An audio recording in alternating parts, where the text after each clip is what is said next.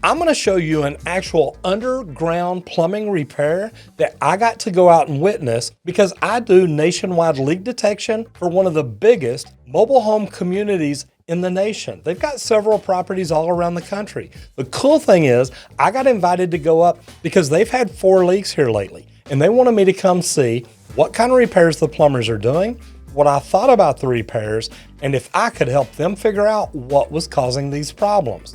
We get to go do stuff like this all the time. If you're new to the channel, or even if you're not, even if you've been here a long time, have you subscribed? Have you rung the bell? And have you posted pictures and videos like this on our subreddit at Roger Wakefield Posts? Because this is where we normally find stuff like this. Luckily, this time I got invited up to Oklahoma City to go look at a job. Now, this is an all-day thing for me. I actually went up the night before to be there at 8 o'clock in the morning so they could start making the repair. This had been going on for a while. This leak was probably costing them $3,000 a month, maybe even more. And this is only one leak that we know of. We could find others, but they wanted me to come up and see this. This leak was pretty easy to find. Water was coming up out of the ground. What I want to do is let you watch it and then tell me what you would do different. Because there's a couple of things I talk about during the video where I would actually do some things different. You check it out and let me know what you think. Here we are in Oklahoma City. We have an underground leak. Now, I do a lot of work for this company and I go nationwide for them doing leak detection. The thing is, this leak obviously was very easy to find. They had found it themselves. But what they brought me out for was to look at the repairs that the other plumbers were making. They wanted to see if the repair they were making was right and if we could determine what was causing these breaks. Apparently, they've been having quite a bit of them. Mobile home communities are really large, anywhere from 100 homes to 500 homes on them. When you've got leaks like this, they add up quick. Meaning a lot of these homes are sub-metered, but anytime you have a leak like that prior to the meter, the management company ends up having to take care of it. As you can see, they took their Bobcat, little mini backhoe, used it to get most of the water out. Here in a little bit, they will drop in a pump and use the pump to get the rest of it out. Now, the first problem that I saw is, and I knew this from talking to the plumbers, they had already told me about the repairs that they had made in this exact same spot just recently. And what the problem was, they ended up using 2 shark bite fittings and they used PEX.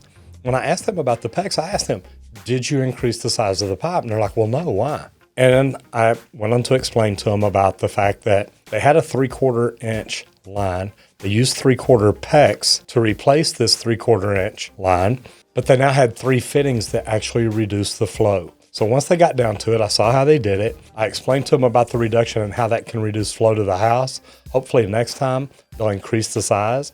What I would have done down at the bottom, I would have put a male thread in, put a valve in there, and I'll tell you more about that in a little bit. But then up top, I'd have gone to 1 inch. That way I could increase the size of the PEX, not because I need the increase on the size of the PEX line itself, but because I need the increase on the PEX fittings. I don't like the way PEX reduces it down. That's probably what I like more about Uponor, is you expand the pipe to go around it and is continuously trying to shrink back to that size. As you can see, whenever he drops this pump in here, you will be able to see exactly how much water is coming out of this fitting. So here we are. And as you can see, just a minute ago, they pulled the backhoe out. You saw how low the water level was in that short a time, just getting the pump and getting it dropped down in there. The water level had almost come back up to the 90. Now he drops his pump in. And as you can see, this thing's pumping quite a bit of water out. That's a 2 inch discharge line and it's flowing out full blast.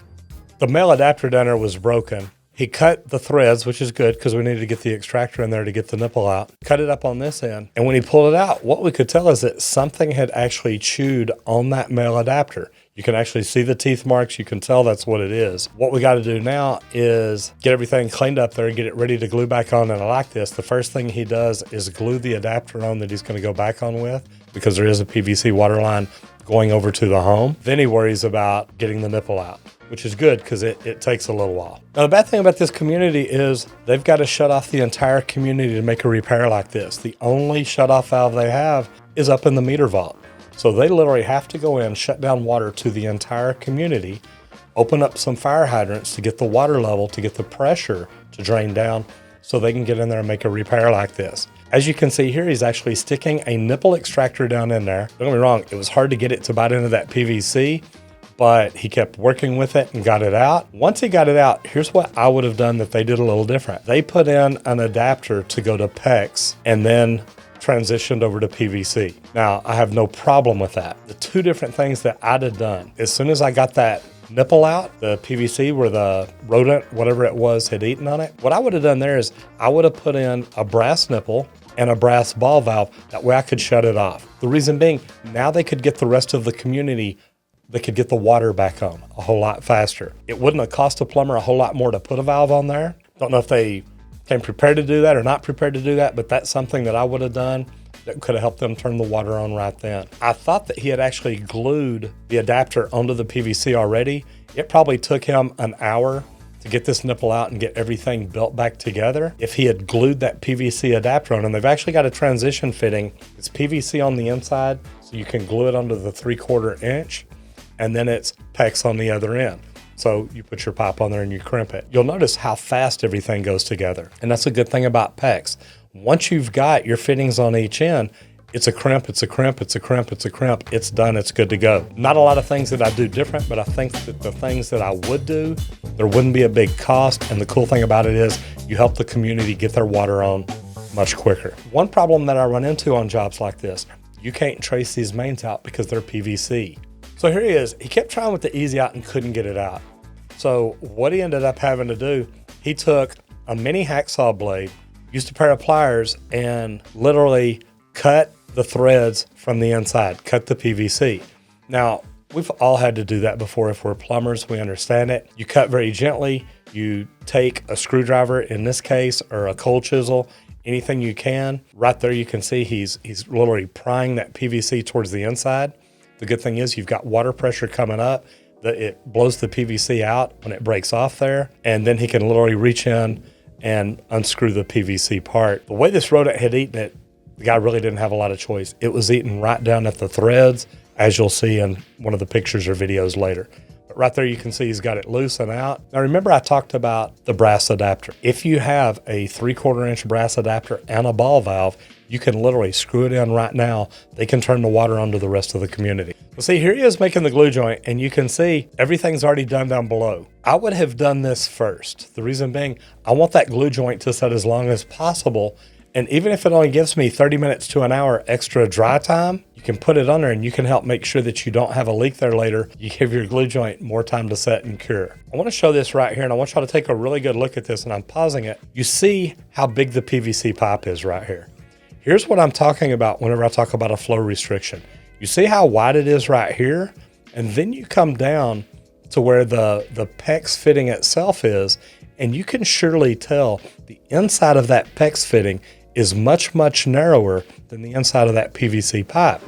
And when you've got your fitting right here, you've got a 90 over here, then you've got your male adapter that they actually put down in the main, you've got 3 different places where you're restricting the flow.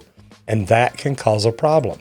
We've gone into new build homes that the people said they don't have enough water pressure at their showers on the hot side. And to be honest, they probably didn't have enough on the cold either. But what we did is we went to the water heater where there were so many fittings, because you had a 90 on the wall, you had a 90 in the water heater, you had PEX ball valves. So you had like 5 or 6 different flow restrictions right there at the water heater. We changed all that out and increased it. That eliminated their problem immediately. So here you see he is measuring his riser up. Again, I'd have probably done it a little different, but all this works, guys. It went in quick. It looked good. He made sure things were plumb, straight, and square. You'll see he cuts it again to get everything right. And then he comes in with stainless steel clamps to clamp it up. He had this piece here prefabbed. That way he's speeding things up just a little bit. The 90 was already done with clamps on it, and he gets everything together here. And literally, once you get this together, that's it. PEX, PEX, PEX, PEX, boom, you're done. But also, look at your restriction as to how small the PEX is compared to the size of the PVC pipe. I have nothing wrong with this, but when you've got that 90 that is so small, the reduction on the pipe, the reduction on the fitting, there's a lot of things there that could have been done different. Does the homeowner have water? Absolutely. Do they have probably a little less water than they had before? Yes, but they're only going to notice this if they're using more than one plumbing fixture at a time. So here I am showing you what the repair they had made before. Again, you've got shark bite fittings. You've got PEX with reduced flow. Man, I have a problem with that. But you know what? Different people do things different. But one thing that I want to show you on this is when I roll this over down here at the end, that's the male adapter. Do you see the teeth marks? That is literally from a critter getting down here and looking for water. Probably from the leak before, but the critter's down here chewing on the PVC, got into it, and I didn't find the critter down there, but let me tell you, the critter got a lot of water. But anyway, that's what they found. That was the problem. It got fixed, and the homeowners, all the homeowners, were able to get their water turned back on. So guys, let me ask you, when you make repairs like this underground, what do you do? Would you do it the way I did it? Would you do it the way they did it? I love the fact that you've got the male threads on that saddle right there on the PVC pipe. Why not go ahead and screw in a brass nipple and a brass valve? You can go full size, so 3/4, 1 inch, whatever size thread you have, but then increase it, knowing that when you use PEX fittings, crimp fittings like that, that it's gonna reduce the flow. Guys, that is the only thing that I would change on it. These guys were great. Man, they got in there, had a wonderful attitude, jumped in the mud, got busy and took care of things. I did talk to the property owner and say the one thing y'all may wanna do is get a pest control company out here, see what kind of varmints you have out here eating on the water lines, because they've had 4 breaks here lately. I wasn't there. I don't know if they got chewed on too or not, but it's things that I would definitely look at. Do me a favor, leave me a comment down below and let me know. Would you have done it this way or would you have done something a little different? I'm Roger Wakefield, Lead AP, the expert plumber. I'll see you in the next video if you don't get flushed.